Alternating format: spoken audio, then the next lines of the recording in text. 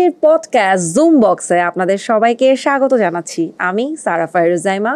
আর আজকে আমাদের সাথে যিনি আছেন আড্ডা দেবার জন্য, তিনি গানের মানুষ, সুরের মানুষ, সঙ্গীতের মানুষ, কিন্তু তিনি নাকি দারুণ খেলতেও জানেন। কি খেলা আর কি গান চলছে তার জীবনে, সেটা নিয়ে আজকে তার সাথে আড্ডা দিব আমরা। স্বাগত জানাচ্ছি সানিয়া সুলতানা লিজাকে। হ্যালো।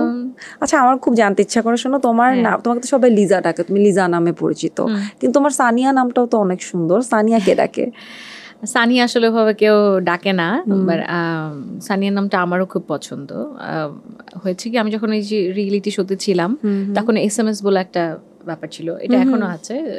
50% ভোট দেওয়ার জন্য আর 50% তোমার বিচারকের নাম্বার। দেখা গেল যে লিজা নামটা স্পেল করা সহজ, টাইপ করা সহজ, ভোট ইজি হবে, সেই জন্য কিন্তু প্রথমে শুরুর দিকে সানিয়াই ছিল। সানিয়া, তারা চাচ্ছিল যে সানিয়া নামই আসুক। 1-2টা এপিসোডে মনে হয় এরকম আমার নামটা সানিয়া ছিল। তারপরে দেখা গেল যে ভোটের সময় যখন আসলো ছোট নাম লিজা, এটাই তখন করেছে। আর এমনিতে তো সবাই ডাক নামেই তো আমরা সবাইকে ডাকে। আর নামটা কার রাখা? আব্বু। পুরোটাই? হ্যাঁ। বাহ, দারুণ। জানতে চাই, যেহেতু রিয়েলিটি শোর কথা চলেই আসলো, রিয়েলিটি শো থেকে যাত্রা শুরু এবং তার পরবর্তীতে এসে গত বছর রিয়েলিটি শোর জাজ ছিলে। এই জার্নিটার গল্প, স্ট্রাগল, আপস ডাউন। আগে শুনি যে যখন রিয়েলিটি শোতে গিয়েছিলে ক্লাস 10-এ পড়তে, if I am not wrong, আর তারপরে যখন জাজের চেয়ারে বসলে, হাউ ওয়াজ দ্যাট ফিলিং? কেমন লাগছিল? আমি প্রথমে চাচ্ছিলাম না, বিকজ আমার কাছে মনে হয়েছিল যে এখনই সময় না, আর আরো পরে। বাট এই এখন মানে এই জায়গাটায় বসা আমার কাছে মনে হয়েছে যে এটা টাফ একটা ব্যাপার। যে কোনো যে কেউ চাইলে, এটা তো দায়িত্ব এবং রেসপন্সিবিলিটি তো অনেক বেশি। যেটাই বলো তুমি, রেসপন্সিবিলিটি অনেক বেশি থাকে। তো মনে হচ্ছিল যে পারবো কি পারবো না, তো সেই জন্য নিতে চাচ্ছিলাম না। বাট RTV তো আমাকে অনেক ভালোবাসা দেয় এবং আমি অনেক আদরের RTV। তো বললো যে না, চেষ্টা করতে পারো। আর আমাদের সাথে ছিল ইমন শাহ দাদা, তো উনিও অনেক মানে আমাকে বুস্ট করেছে যে না ঠিক আছে, তুমি আসো, আমরা তো আছি। কবির বকুল ভাইও দেখা গেল যে আস্তে আস্তে, মানে এটা আসলে ওনাদের সবার একটা সহযোগিতায় এটা আসলে করতে পেরেছি। বাট অন্যরকম, এটা আসলে বলে বোঝানো যাবে না কেমন একটা অনুভূতি। খুব কঠিন মনে হয়েছে যেরকম শুরুতে, বাট যখন বসেছিলে চেয়ারে, তখনও কি ওই শুরুর ওই ভীতিটা, ওই কঠিন ব্যাপারটা মনে হয়েছে? কঠিন তো মনে হবেই। আর বারবার আমি ভয় পাচ্ছিলাম যে হ্যাঁ, দেখা যায় যে রিয়েলিটি শোতে হয় কি, মানে কেউ ভালো গাইলেও যেই দিন যেই সময়টা ভালো গাইতে হবে, দেখা যায় যে ওই সময়টা লাক যদি ফেভার না করে, একজন ভালো আর্টিস্ট সেই যেই 5টা মিনিট সে আমার সামনে বিচারকের সামনে গাইবে, সেই 5টা মিনিট ভালো গাইতে পারছে কিনা, সেটা কিন্তু একটা বিশাল ব্যাপার। তো ওই 5 মিনিট দেখে জাজ করা ইজ মানে নট এ জোক।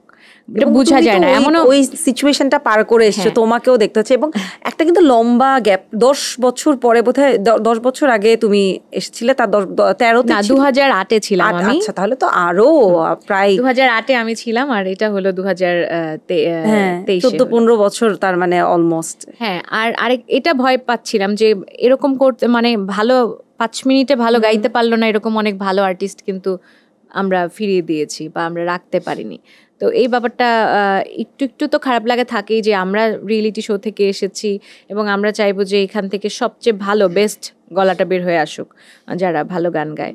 তো ওইটা নিয়ে একটু ভয়ে ছিলাম, ভয় লাগতো যে ঠিক আছে ঠিকমতো জাজ করতে পারছি কিনা। মানে এই যে এতটা বছর পেরিয়ে আসলে কতটুকু আধুনিক হয়েছে, বা কোন জায়গাগুলো ভালো লেগেছে, খারাপ লেগেছে আগেকার এবং এখনকার? আমার কাছে মনে হয় যে আমাদের শেখার জায়গাটা একটু মানে লেকিংস আছে। আমরা ওই যেই সময়টা আমি 2008-এর কথা বলছিলাম, তখন দেখা যেত যে একদমই আমরা পাশে মানে একদমই কম্পিটিশন করতে গেলে দেখা যাচ্ছে যে 1-2 এরকম মানে ভালো গাচ্ছে সবাই, মানে একদম এরকম আগে পিছে।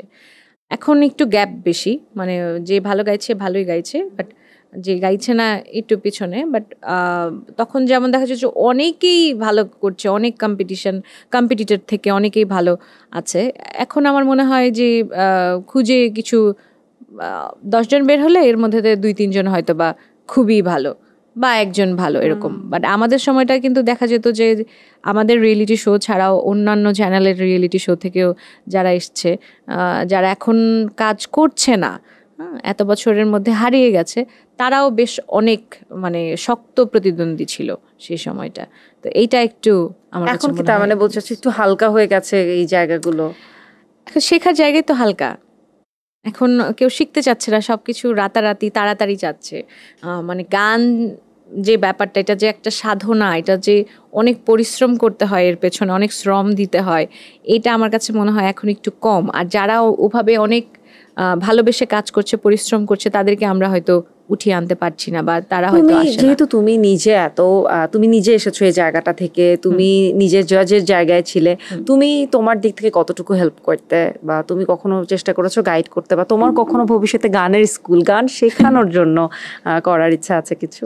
আমার তো মনে হয় আমার শেখা অনেক কিছু বাকি আছে, আমার শিখতে হবে অনেক বেশি। আর ওই সময়টায় যেটা আমি বাচ্চাদের সাথে যেটা হয়েছে যে তারা চেষ্টা করছে, বাট আমাদের সময়টা অনেক কম ছিল। আমাদের সময় যে ইয়াংস্টার থেকে যেই বাচ্চাগুলোকে আমরা বের হয়ে এসেছে, তারা প্রত্যেকেই বলছিলাম যে আমি সবসময় বলি যে মুক্ত এক একটা, কারণ ওদেরকে পলিশ করতে হবে। মানে ওরা যে বের হয়ে আসছে, তারপরে তাদেরকে শিখতে হবে, নিজের চেষ্টা থেকে করতে হবে। এখন কেউ করে দেয় না। ভিতরের খবর যতটুকু জানি, তুমি নাকি খুব নার্ভাস হয়ে যেতে রেজাল্ট বলার সময়।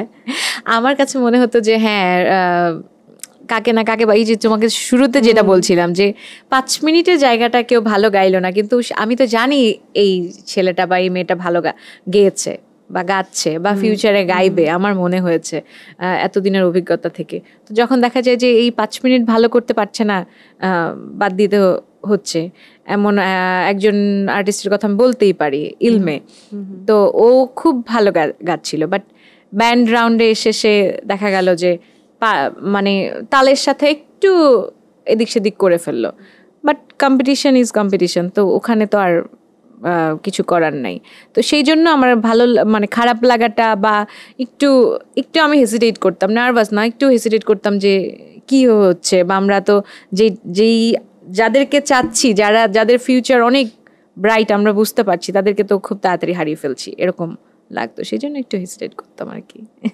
নতুন আবারও মিউজিক নিয়ে রিয়েলিটি শো আসছে, এবং এখন কিন্তু প্ল্যাটফর্মগুলো আরো অনেক বেড়েছে, যেরকম বাংলার গায়ন আসছে, শোনা হয়েছে নিশ্চয়ই। হ্যাঁ, এটা নিয়ে এক্সপেকটেশন কেমন? বা এখন যে একদম সেক্টর ভাগ করে করে দেওয়া হয়েছে, এক একটা, যেরকম আগেকার রিয়েলিটি শো গুলোতে হতো না যে সব গাইতে হবে। হ্যাঁ, এটা একদিক দিয়ে ভালো হয়েছে, কারণ সবাই তো আর সব গান ভালো পারবে না। হ্যাঁ, এক্স্যাক্টলি। আগে যেরকম দেখাচ্ছে খুব ফোক ভালো গায়, কিন্তু যেরকম বলছিল যে ব্যান্ডে এসে আধুনিক গাইতে পারছে না, এখন তো এটা একদম ফোক নিয়ে। হ্যাঁ, এটা ভালো হয়েছে, কারণ আমাদের বাংলাদেশের বাঙালি কালচার, তো আমাদের ফোকের ডিমান্ড সব সময় আছেই।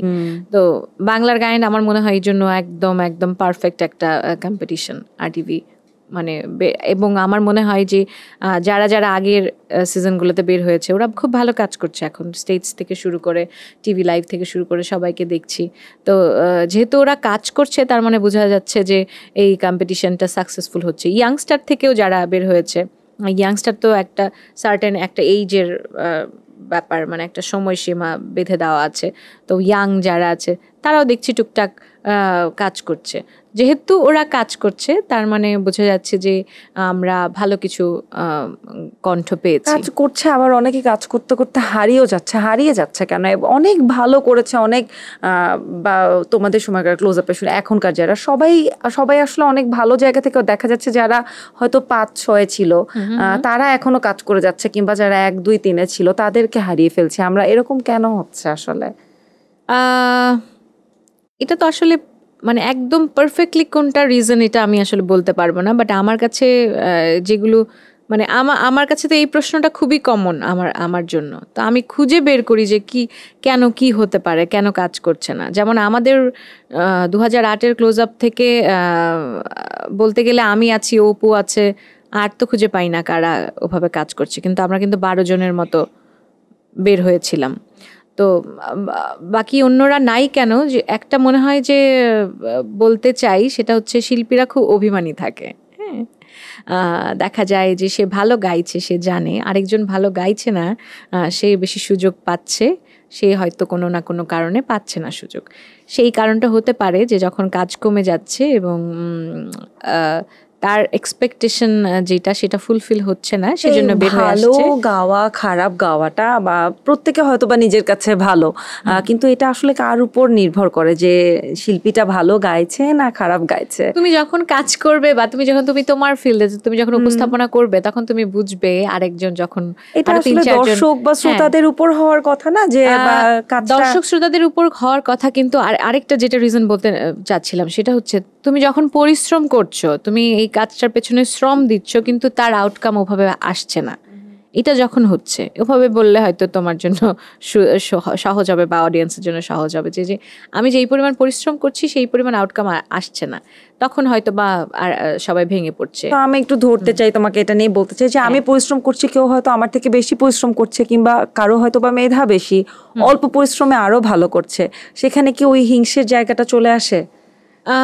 না, হিংসার জায়গাটা না, মানে যারা হারিয়ে যাচ্ছে তাদের জন্য আমি এটা বলছিলাম যে সে তো বুঝতে পারছে যে সে আরো কাজ করতে পারতো। এই যে ধৈর্যেরও একটা ব্যাপার আছে যে হ্যাঁ ও ভালো করছে, আমার থেকে কম পরিশ্রম করে বেশি করছে, এটা হতেই পারে। তোমার একটু মেধা বেশি, আমার একটু মেধা কম, বা আমার বেশি তোমার কম, এরকম হতেই পারে। কিন্তু ও যেভাবে কাজ করতে চাচ্ছে সেই কাজের জায়গাটা হয়তো কমে যাচ্ছে বা ওই পরিমাণ কাজ হচ্ছে না, সেজন্য হারিয়ে যাচ্ছে। আরেকটা হতে পারে যে ওই যে ধৈর্যের ব্যাপারটা, যে আমার অনেক দিন লেগে থাকতে হবে। যেমন আমি কিন্তু 2-1 দিন না, 13 বছর 14 বছর অনেক সময়। তো আমি যদি ভেঙে পড়তাম, যে আমার শুরুতে যখন আমি কাজ কম করেছি আমার পড়াশোনার জন্য, ইউনিভার্সিটি শেষ করেছি, একদম আমি 14-15 পরে এসে কাজ করলাম, তখন যদি মনে হতো যে হ্যাঁ আমার কাজ হচ্ছে না বা কম কাজ হচ্ছে, এখানে সময় না দিয়ে হয়তো আমি পড়াশোনা করে একটা ভালো সেক্টরে জব নিয়ে নিতে পারতাম, সেটা যদি করতাম যে কাজ না করে অন্য সেক্টরে আমার সুইচ করে ফেলতাম প্রফেশনটা, তাহলে হয়তো বা আমাকে এখানে সবাই পেতো না। এই দুইটা জিনিস হয়, যে ধৈর্য নাই, আরেকটা যেটা বললে যে যেটা আমি বলছিলাম যে কাজ ভালো মানে পরিশ্রম করছে বাট ওইভাবে কাজ পাচ্ছে না, ওইটা। এবং আমি আবার একটু তোমার রিয়েলিটি শোর জাজ হওয়ার জায়গাটায় যদি একটু যাই, তুমি বলছিলে যে ইমন সাহা, কবির বকুল দুজনেই কিন্তু একেবারে গুণী শিল্পী এবং একেবারে তোমার অনেক অনেক মানে তুমি যখন ছিলে তখন তোমারও জাজ হয়তো বা কোনো না কোনো জায়গায় যে ওনারা ছিলেন বা ওনাদের ওই জায়গাটা, তাদের পাশে যখন বসছিলে তখন ওই জায়গাটা কেমন ফিল হচ্ছিল, বা কমপ্লেক্সিটি কাজ করেছে কি যে এত দুজনের পাশে, বড় মাপের দুজনের পাশে, এত সিনিয়র কারুর দুজনের পাশে? আমি করতেই চাচ্ছিলাম সেই জন্য আমার কাছে মনে হচ্ছিল যে এখনই এটার সময় না আমার আসলে, কিন্তু ওনারা অনেক বেশি হেল্পফুল। মনেই হয়নি যে আমি এখানে নতুন বসেছি, বাট করতে করতে দেখা গেল যে একটা সময় পর আমরা সবাই মিলে বসে ডিসিশন নিচ্ছি, সবাই মিলে চিন্তা করছি হ্যাঁ এই পর্যন্ত যেতে পারবে বা এর ফিউচার ভালো হবে। বাট শুরুর দিকটাতে আমি একটু হেসিটেট করছিলাম, বাট পরের দিকটাতে আসলে ওইটা মনে হয়নি। আমার তো প্রথম ফিল্মের কাজ হয় কবির বকুল ভাই, উনি নিজে আমার গান লিখেছিলেন। তারপর প্রথম সিনেমার গানও গাইতে, ওইটা অবশ্য হয়নি কাজটা, কিন্তু ইমন দা কিন্তু আমাকে ডেকেই কাজ করিয়েছিল। তারপরে অনেক কাজ হয়েছে। তো ওনাদের সাথে বসে জাজ করা, এটা তো আসলে চারটেখানে কথা না, এটা তো খুবই কঠিন একটা ব্যাপার। ওনারা দিন শেষে ওনারাই আসলে আপন করে নিয়েছে। আসলে এই সিনিয়র জুনিয়র এই ব্যাপারটা ওনারা আমাকে বুঝায়নি এবং আমিও ওভাবে বুঝতে পারিনি বলেই কাজটা আসলে সহজ হয়েছে। আমার ক্রেডিট মানে ওনাদেরকে দিতে হবে, ক্রেডিট গোস টু দ্যাম। আমরা সবাই আশা করছি সিজন 3-তেও তোমাকে নিশ্চয়ই পাবো আবার জাজের আসনে। না। আচ্ছা, এখনের গানগুলো শোনা হয়? রিসেন্ট কোন গানগুলো শোনা হচ্ছে বাংলা গান? রিসেন্ট গান বলতে বলবো আমি কিছু ফোক গান আমার ভালো লাগে, পছন্দ হয়। তার মধ্যে নিশিতাপুর একটা গান রিলিজ হয়েছিল, সে নিজে সুর করেছে, লিখেছে। একটু মানে খুব মানে গতানুগতিক গান থেকে একটু অফ ট্র্যাক, যেগুলো মানে মানুষ খুব কম শোনে বা গতানুগতিক গানগুলো শোনা হচ্ছে না এখন, যেরকম যে গানগুলো ট্রেন্ডিং এ আছে এগুলো তো শোনেই সবাই। তুফানের গানগুলো ট্রেন্ডিং এ চলছে, সবাই শোনে, আমরা স্টেজে গাইতে হয়, রিকোয়েস্ট করে, ওভাবে শোনা হয়। ওগুলোর কথা বাদ দিয়ে বলছি আর কি, কারণ এগুলো তো কমন, এগুলো শুনছি। বাট ওগুলো ছাড়াও কিছু গান আছে, আমার নিজের গানও কিছু আছে যেগুলো শুনতে ভালো লাগে বা শুনি। নিজের পছন্দের গান কোনগুলো? আমি এর আগে একটা ইন্টারভিউতে শুনছিলাম, তুমি বলছিলে যে তোমার যে গানগুলো নিজের খুব পছন্দ হয়, দর্শকেরা যেন সেগুলো অ্যাকসেপ্ট করে না। না, এটা হয় আসলে, এটা আমাদের সবার ক্ষেত্রে এরকম হয় যে তুমি আসলে যে গানটা নিয়ে এক্সপেক্ট করবা যে না এই গানটা খুব ভালো হবে, এই গানটা হিট হবে, এই গানটা মানুষ নিবেই, সেই গানের কোনো খবর নেই। যেটা তুমি চিন্তা করবা না সেই গানেই অডিয়েন্স নিয়ে নেয়। যেমন পাখি গানের কথা যদি আমি বলি, আমি এটা চিন্তাও করিনি, মানে গাওয়ার দরকার গাচ্ছিলাম আর কি, গিয়ে এসেছি, হঠাৎ করে দেখি যে হ্যাঁ মিলিয়ন মিলিয়ন এখন ভিউ কানেক্ট করে। পাখি গানটা অল্প করে শোনা, এটা তো খুব রিদমিক গান, একদমই ইনস্ট্রুমেন্ট ছাড়া কেমন লাগবে, একটু শোনাই। মনের ঘরে বসত করে ছোট্ট একটা পাখি, সেই পাখিরে যতন করে মনে বেঁধে রাখি,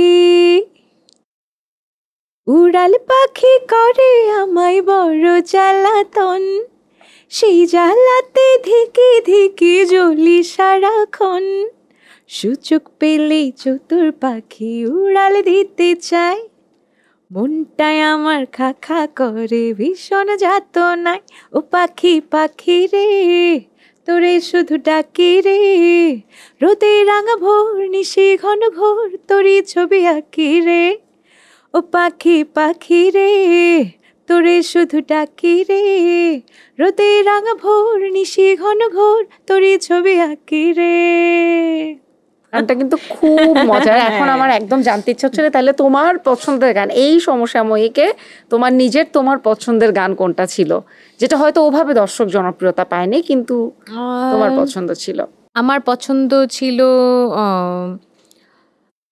ভালোবাসা নয় সে কি একটা গান আমার রিলিজ হয়েছিল, ভিউ হয়েছে মোটামুটি। মানে আমি তো আসলে আমার প্রোডাকশন থেকে, আমার ইউটিউব চ্যানেল থেকে যে কাজগুলো করি এগুলো আসলে ওইরকমই, মানে যেগুলো আমার খুব পছন্দের, এর মধ্যে হঠাৎ মানুষ নিয়ে নিলে নিচ্ছে, আবার না নিলে তো গানটা আমারই থাকলো। বাট এখনো ভালো শ্রোতা আছে, যেমন ওপেন ইয়ার শোতে গেলেও মানে অনেক মানুষের প্রোগ্রামে গিয়ে দেখা গেল যে হঠাৎ করে এই পাখি গান ভুল করে বা পাগলি সুরাই এগুলো তো রিকোয়েস্ট আসেই, এগুলো ছাড়াও দেখা যায় হঠাৎ করে সবচেয়ে বেশি জনপ্রিয় পাগলি সুরাইয়া। তো এগুলোর বাইরেও দেখা যায় যে হঠাৎ করে একজন এসে বললো যে ভালোবাসা নয় সে কি একটু শুনতে চাই, একটু তখন শুনবো ছোট্ট করে, যেহেতু একটা শুনলাম যেটা দর্শকের পছন্দের, তোমার পছন্দের একটা একটু ছোট্ট আচ্ছা অল্প করে শোনাই। হ্যাঁ।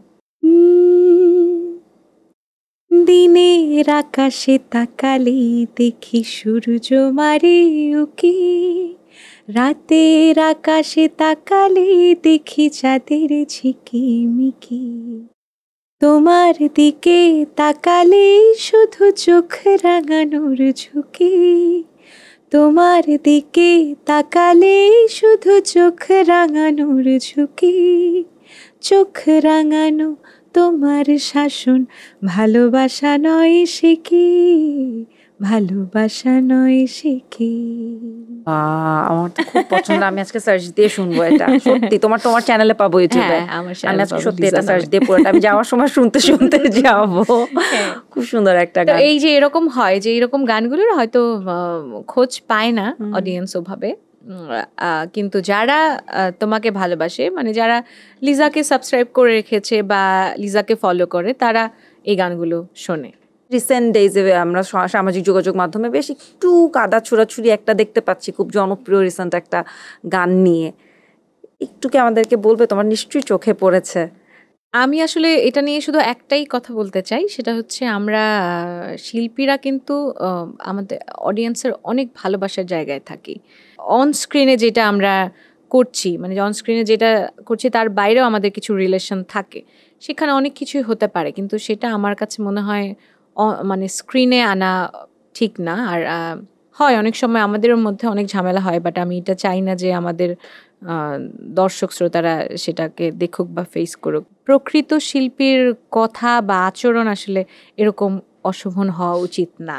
এবং যেহেতু বলছিলাম আমরা কাদা ছোড়াছুড়ি বলছিলাম, কিন্তু একদিক থেকে দেখছি আমরা যাকে নিয়ে কথা হচ্ছে তাকে কিন্তু বেশ ডিরেক্টলি লেখা হচ্ছে, কিন্তু তার দিক থেকে কিন্তু আমরা এখন পর্যন্ত কোনো রেসপন্স পাইনি, বা উনি কিন্তু জবাব দেওয়ারও প্রয়োজন মনে করছেন না বা দেননি। এটাই হওয়া উচিত, আসলে এটাই হওয়া উচিত। কারণ আমি মানুষ, আমি আমার ভালো লাগা খারাপ লাগা থাকবে, তোমাকে আমার ভালো নাই লাগতে পারে, তোমার সাথে আমার অনেক দ্বন্দ্বও হতে পারে, কিন্তু সেটাকে বলে না যে ধৈর্য ধরে রাখা এবং কথা না বলা এটাই সবচেয়ে বড় শিক্ষা আমার কাছে মনে হয়। তুমি যে এত বছর ধরে কাজ করছো, তোমাকে কখনো এরকম কোনো কিছু, বা আমরা যেটা খুব বাজে শোনায় শিল্পাঙ্গনে রাজনীতি শব্দটা, বাট বলা হয়তো এভাবেই, যে এরকম কখনো কোনো রেশানলের মুখে পড়তে হয়েছে তোমাকে? এটা তো হয়ই, মানে অনেক সময় হয়ই। দেখা যায় যে ফিল্মের কাজ বলো বা নাটকের কাজ বলো, দেখা যায় যে খুব গুটি কয়েকজনের মধ্যেই কাজ হচ্ছে। তার সবাই মানে কি এই পুরো সিস্টেমটা গুটি কত মানুষের হাতে আটকে গেছে? ব্যাপারটা কি এরকম, যেখানে তুমি এত বছর পর উঠে এসে নিজে এখন জাজের চেয়ারে বসতে পারছো, সেখানে তোমাকেও যদি এখনো এই জায়গাটা স্ট্রাগল করতে হয়, এই যে স্পেশালি সিনেমার গান নিয়ে, কখনো কি মনে হয়েছে যেটা গুটি কতক মানুষের হাতে আটকে গেছে, তাদের বাইরে এই সিন্ডিকেটে আর কেউ সুযোগ পাচ্ছে না?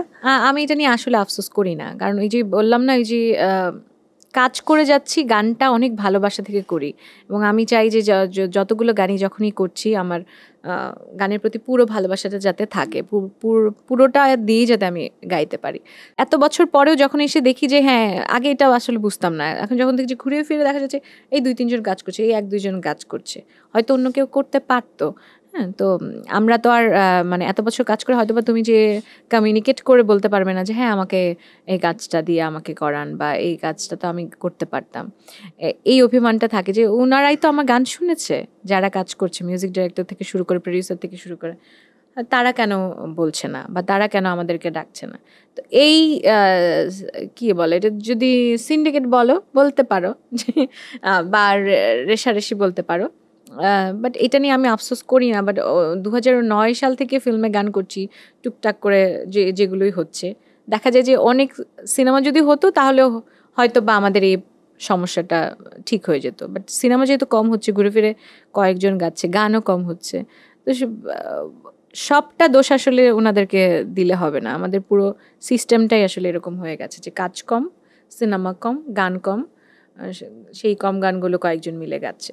এটা নিয়ে আমি মানে ওভাবে আফসোস করি না। দিন শেষে তো শিল্পীর কাজটাই কথা বলে, গানটাই দর্শকের কাছে আসল, গানটাই আসল। কিন্তু ইদানিং যেটা হয় আপু, গানের তো ভিউজ লাগে, একটা থাম্বনেইলে একটা ট্যাগ লাগে, এত মিলিয়ন।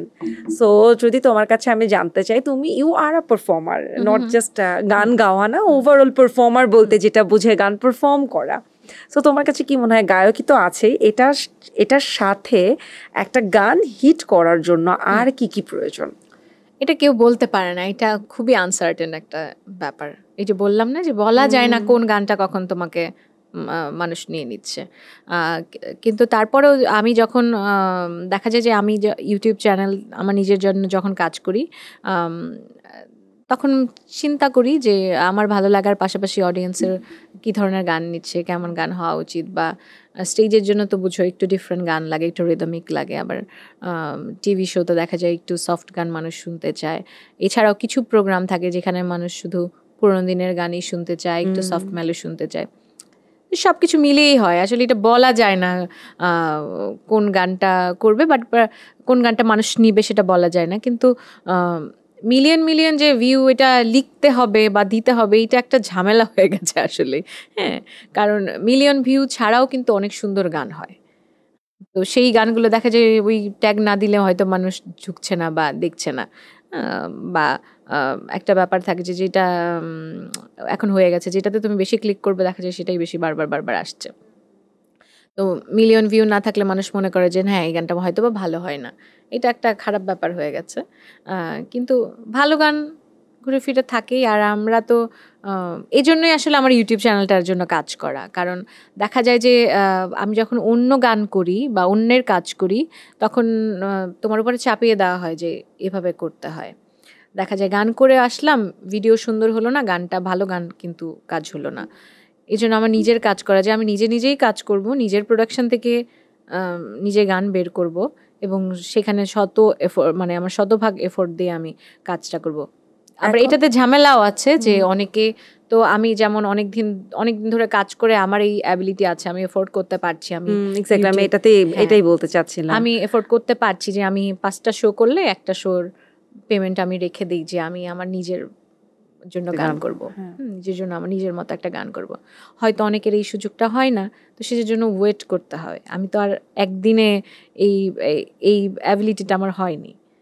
এখন যেরকম দু ধরনের কথা আসছে, এখন যেরকম আমরা প্রচুর দারুণ দারুণ গান পাচ্ছি, একটা হচ্ছে গানের স্থায়িত্ব একটু যেন কমে যাচ্ছে। আগেকার দিনের গানগুলো আমরা এখনো যেভাবে শুনি, যে গানটা আজকেই সুপারহিট বলছি, ট্রেন্ডিংয়ে আছে, ভাইরাল বলছি, 1 মাসের মধ্যে সেই গানটা হারিয়ে যাচ্ছে, আর কোথাও ওই গানটা কখনো আমাদের সার্চ দিয়ে শুনতে ইচ্ছা করছে না।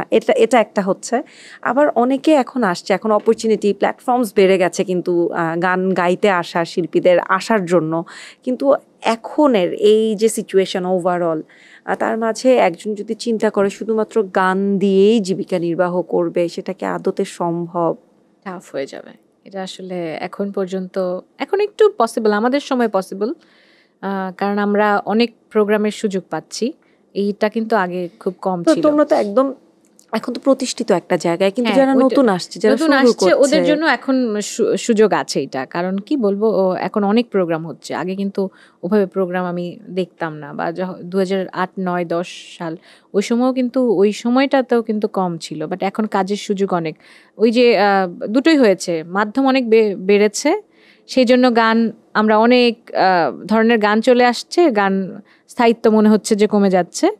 আবার এই কারণে আমাদের প্রোগ্রামের সুযোগ হচ্ছে, অনেকে আবার কাজ করে নিজে সার্ভাইভ করতে পারছে, মানে ভাইস ভার্সা হয়ে গেছে।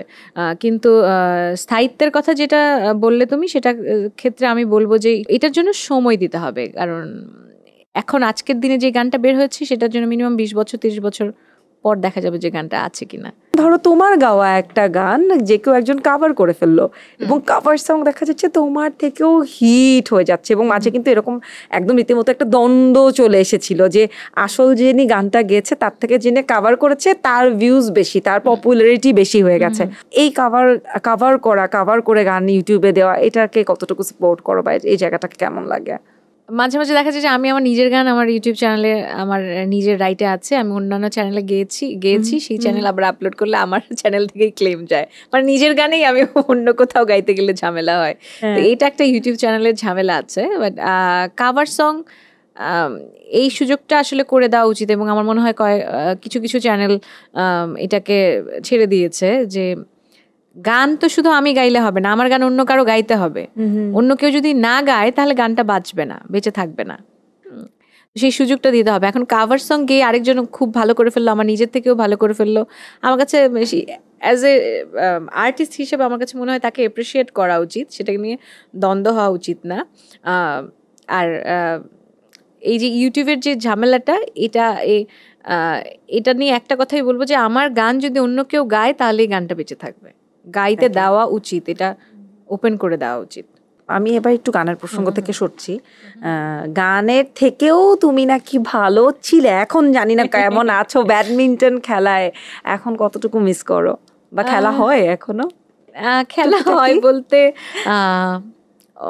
যখন এই যে শীতের সময় তো আমাদের প্রচুর শোজ হয়, দেখা যায় যে মাঝে মাঝে কিছু সার্কিট হাউস যে থাকতে হয়, বা আমাদের যেখানে থাকার জায়গা দিচ্ছে, হ্যাঁ, সেগুলোর সামনে শীতের সময় তো দেখা যায় যে একটু জায়গা পেলেই সবাই কোর্ট বানিয়ে ফেলে, খেলার একটা ধুম পড়ে যায়। ওই তখন দেখা যায় শো করতে গেলাম, একটু নেমে গেলাম খেলতে, ওভাবে টুকটাক খেলা হয়, ওভাবে সুযোগ তো পাই না, কিন্তু ওই যে ওই রকম টুকটাক খেলি আর কি। খেলার প্রতি ভালোবাসা, পর্যায়ে চ্যাম্পিয়ন ছিলে, এবং তুমি বলছিলে যে আমি যত জানি, ইফ আই এম নট রং, যে খেলায় সেকেন্ড হলে তোমার মন খারাপ হতো, গানের অনুষ্ঠানে সেকেন্ড থার্ড ফোর্থ কি খুব একটা গায়ে লাগতো না। তো কেন আমি জানি না, এখন সেই জায়গাটা মিস করো না? তারপর গান, মানে খেলা ছেড়ে গানে আসা হলো, খেলার কি সুযোগ ছিল না সেভাবে জন্য, নাকি গানের প্রতি ভালোবাসাটা তৈরি হয়েছিল, নাকি বাসা থেকে সেই প্রেশারটা ছিল যে না গানে থাকো লিজা? এটাকে কি বলবো, মানে দুটো একসাথে আমি চাচ্ছিলাম যে করতে। আমি কিন্তু যখন দেখা যেত সকালে 6টা থেকে ব্যাডমিন্টনের প্র্যাকটিসে চলে যেতাম, 9টা পর্যন্ত প্র্যাকটিস করতাম, আবার বিকেলবেলা আবার সন্ধ্যার দিকে যে গুরুজির কাছে বসতাম। তো এইরকম ছিল আমার রুটিন, মানে একদম শুরুর দিকে যখন আমি ইউনিভার্সিটি করতাম ঢাকাতে। দেখা গেল যে কাজ করতে করতে দুটা চেয়েছিলাম করতে, কারণ গান করলেও কিন্তু অনেকটা সময় তখন থাকতো। বললাম না যে শোজ কম ছিল, তুমি অনেক সময় পেতে তখন। এখন তো কাজের জন্য, মানে এখন এত পরিমাণে কাজ, মানে এত পরিমাণে প্রোগ্রাম হয়, অন্য কিছুতে সুযোগ নাই। যে অনেকে জিজ্ঞেস করে না, অনেক কথায় চলে যাচ্ছি আসলে, অনেকে জিজ্ঞেস করে না যে গান ছাড়া কি করো, গান ছাড়া তো কিছু করার সুযোগই নাই, গান করেই মানে সময় শেষ হয়ে যায়। তো তখন ওভাবে কাজ আমি চাচ্ছিলাম যে দুটোই একসাথে করব, সেজন্যই আমি প্র্যাকটিসটা ওভাবেই চালাচ্ছিলাম। বাট গুরুজির কাছে যখন আমি শিখতে যেতাম দেখা যেত যে বেশ অনেকদিন শেখার পরে আমি যখন আমাদের তো স্ট্যান্ডিং নোট প্র্যাকটিস করতে হয়, স্ট্যান্ডিং নোট দেখা যাচ্ছে উপরে যে এরকম এরকম করে কাঁপছে। তো তখন ওস্তাদজি 2 দিন 3 দিন 4 দিন জিজ্ঞেস করছে যে হ্যাঁ প্রতিদিন এরকম হচ্ছে কেন। তো পরে বললো যে তোমার রুটিন কি, সকাল থেকে রাত পর্যন্ত রুটিন বলো। তো আমি এই বললাম হ্যাঁ সকালবেলা খেলি প্র্যাকটিস করি। তখন বললো যে না তুমি এটা করা যাবে না, দুটো একসাথে করা যাবে না, খেলা গান দুটো একসাথে তুমি করতে পারবে না, যে কোনো একটা বেছে নিতে হবে। তো তখন তো অলরেডি আমি চ্যাম্পিয়ন, সবাই আমাকে জানে, আর খেলাটাও তো খেলছি টুকটাক। তো গানের প্রতি গান দিয়ে মানুষ আমাকে বেশি একসেপ্ট করেছে, সেজন্য আমার কাছে দেখা গেল খেলাটাকে বাদই দিয়ে দিতে হলো, গানটাকে নিয়ে আগাতে হলো। একদম গান নিয়ে তো অনেক কথা শুনেছি, খুব ছোট্ট করে খেলার সময়কার কোনো স্মৃতি, মজার স্মৃতি যেটা দর্শকের সাথে শেয়ার করা যায়, এরকম যদি কিছু মনে থাকে আমাদের সাথে একটু শেয়ার করতে। মজার স্মৃতি শুরুরটাই বলবো, মানে একদম শুরুতে এটা বলেছি আগেও, খেলাতে আসার ব্যাপারটা এটাই আমার কাছে মনে হয় মজার হবে, মানে মেমোরেবল হবে, মনে রাখার মতো। মজার না ঠিক, আমি গানের কম্পিটিশন এবং খেলার কম্পিটিশনগুলো আগে যেমন ছিল জাতীয় শিশু পুরস্কার প্রতিযোগিতা, তখন দেখা যেত দুটো একসাথে হয়। আমি গানের কম্পিটিশন প্রথম 3 দিন হতো, মাঝখানে গ্যাপ দিয়ে বা প্যারালালি এরকম হতো যে গানের কম্পিটিশন এদিক দিয়ে হচ্ছে, খেলার কম্পিটিশন ওভাবে অন্যদিকে হচ্ছে। তো আমি আসলে গিয়েছিলাম খেলা দেখতে। আমরা তো বড় হয়েছি ময়মনসিংহ গৌরীপুরে, সেখানে এমন একটা এনভায়রনমেন্ট, তুমি সবই করছো, বাচ্চারা খেলছে, বিতর্ক কম্পিটিশন করছে, ছবি আঁকা, নাচ গান সবাই একসাথে করছে, পারুক বা না পারুক, এক্সপার্ট হোক বা না হোক, সবাই সবটাতে আছে। তো আমি খেলা দেখতে গিয়েছি গানের কম্পিটিশন শেষ করে। তো তখন ছিল একটা মেয়ে, সে ব্যাডমিন্টনে সবসময় চ্যাম্পিয়ন হতো, সে আবার অন্য খেলাও খেলে, হাই জাম্প লং জাম্প। আমি কিন্তু হাই জাম্প লং জাম্প দুটোতেই ফার্স্ট হয়েছিলাম একদম, দুইটা একসাথে কেউ করে না আসলে। তো দুইটা বেশ ডিফারেন্ট কিন্তু দুটো, যেহেতু আমি খেলাধুলা করেছি আই নো। তো আমি দুটাতেই কিন্তু ফার্স্ট হয়ে, মানে আমাদের তো ছিল যে থানা পর্যায়ে ফার্স্ট হয়ে জেলা পর্যায়ে যাওয়া, জেলা পর্যায়ে যে তারপরে হচ্ছে বিভাগ থেকে সারা বাংলাদেশে এরকম ছিল কম্পিটিশনগুলো। তো হাই জাম্প লং জাম্পেও পরে আমি দিয়েছিলাম, যে ফার্স্ট হয়েছিলাম। তো পরে আর ওইগুলো কন্টিনিউ করা হয়নি। যেটা বলছিলাম যে যেই মেয়েটা ব্যাডমিন্টন খেলতো, সে আবার গিয়েছে দৌড় না কি যেন হাই জাম্প একটা কম্পিটিশন করতে। তো মানে কোর্টটা এখন ফাঁকা, কেউ নাই। তো আমাকে যিনি ওখানের ভাই ছিল, যারা আর কি খেলার আয়োজক যারা ছিল, তো ওনারা মফস্বলে তো সবাই সবাইকে চিনে, তো দেখেছে হয়তো আমি খেলতে পারি, ও লিজা তুমি এখানে আসো, এখন তো কাজ নেই, খেলো। আমাকে খেলো মানে হ্যাঁ কম্পিটিশনে খেলো, কেউ নাই তো। তো কি হইলো, তুমি সেকেন্ড হইলে একটা পুরস্কার পাইলা বা থার্ড হইলে একটা পুরস্কার পাইলা, তো এরকম একটা ব্যাপার। তো আমাকে সুন্দর মতো আচ্ছা ঠিক আছে খেলি, গানের গুলো তো হয়ে গেছে আমার মেয়ে, তো খেলাতেও যাই।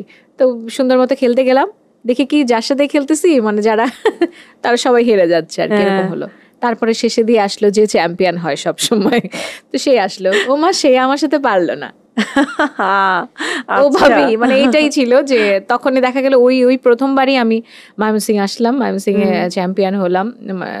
ফ্যামিলি সব সময় সবকিছুতে সাপোর্ট ছিল। হ্যাঁ, আমরা শেষ দিকে তোমার কথা বলে খুব ভালো লাগলো, এবং আমি জানি এবং দর্শকদের উদ্দেশ্যেও জানিয়ে রাখতে চাই যে খেলা, গান এবং সেই সাথে তুমি তোমার রেজাল্টও খুব ভালো, 5 বৃত্তি পাওয়া, সব গোল্ডেন জিপি। আমি জানি না কিভাবে মানুষ এত মেনটেন করে। এখনের লিজার খুব সংক্ষেপে এখনের লাইফ রুটিন বা এখনের জীবনের গুরুত্বপূর্ণ কাজগুলো জানতে চাই। আমি শিওর এখানে তোমার মেয়ের কথাটা সবার আগে আসবে, ছোট্ট করে ওর সাথে একটু গল্প শুনতে চাই। এখন আসলে হয়েছে কি, মানে পুরা মানুষের লাইফের তো চেঞ্জ, আমি আমার চেঞ্জগুলো একদম সামনে থেকে দেখছি। এটা একটা বিশাল একটা ব্যাপার আমি বলবো। এটা আমার কাছে মনে হচ্ছিল যে এই এমন একটা ছোট বাচ্চা, সে আমার উপর ডিপেন্ডেন্ট, আমার দিকে তাকিয়ে থাকে। হ্যাঁ, আমাকে মা বলে ডাকবে আর কয়েকদিন পরে, বাট এখনই যে তার এফেকশনটা যেটা আমি ফিল করি, এটা আসলে অন্য সব কিছুকে ছাপিয়ে যাবে। এই যে বাচ্চার বড় হওয়াটা দেখছি, তার বেড়ে ওঠাটা দেখছি, আর কাজ তো শুরু করে দিয়েছি, বাট এখন কাজে বেশি যেতে ইচ্ছে করে না, মনে হয় যে ওর কাছে ওহো। বেশি সময় থাকি। এই গান, বাচ্চা, মেয়ে, ইয়াশা, আর আমি তো খুব ফ্যামিলি ওরিয়েন্টেড, আমার ঘরে থাকতে ভালো লাগে। কাজ ছাড়া আমি আসলে বের হই না, বাসা থেকেই বের হই না, এমনি কোনো হ্যাং আউট বা রেস্টুরেন্টে খাওয়া এগুলো হয় না। বাসা, বাচ্চা, আমার গান, এই সব কিছু নেই এখন। দারুণ। শেষ করবো আমরা, শেষ করার আগে যদি তোমার দর্শকদের উদ্দেশ্যে কিছু বলার থাকে। তোমাকে ধন্যবাদ দিতে চাই, এত সুন্দর করে আমার সাথে বসলে কথা বললে। তোমার Thank you. সুন্দর একটা জুম বক্স প্রোগ্রামে ইনভাইট করেছো। আর আরটিভি তো আমার খুব পছন্দের জায়গা, ভালোবাসার জায়গা। সুন্দর একটা সেট হয়েছে, বসে কথা বলতে একটু অন্যরকম, আড্ডা। অন্যরকম আড্ডা হচ্ছে, মানে সবসময় যে এই কথাগুলো বলি তার থেকে বাইরে এসে কথা বলতে পেরেছি, ভালো লাগছে। অনুষ্ঠানে সংশ্লিষ্ট সবাইকে আমার পক্ষ থেকে ভালোবাসা, দর্শকদের প্রতিও খুব বলবো যে সুন্দর গান শুনুন, আমাদের জন্য দোয়া করবেন। এই তো। থ্যাংক ইউ সো মাচ আমাদেরকে সময় দেবার জন্য, এসেছো তোমার ব্যস্ততার মাঝে এবং মেয়েকে রেখে যে এতটুকু টাইম আমাদেরকে দিলে, এই জন্য অনেক অনেক অনেক ধন্যবাদ। দর্শক, এই তো ছিল আজকের মতো জুম বক্সে। দেখা হবে আগামী পর্বে নতুন কোনো অতিথি নিয়ে। সবাই ভালো থাকুন, সুস্থ থাকুন।